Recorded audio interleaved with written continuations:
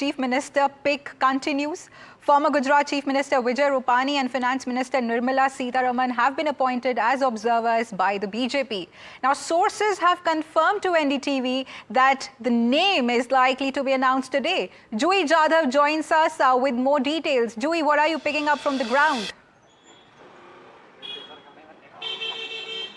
Right, if we go to see the suspense for who will be the next Chief Minister of Maharashtra is yet there, because even after a week the assembly results are out, the name of Chief Minister for the next of the Mahayuti government to be formed is yet to be decided.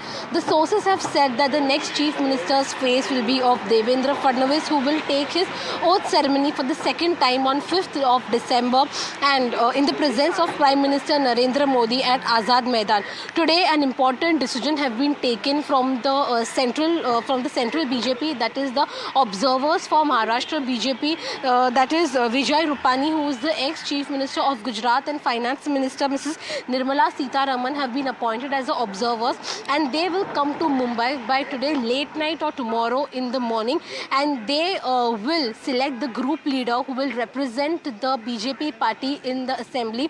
And after the group leader is selected, the face for Chief Minister among the BJP party will be selected.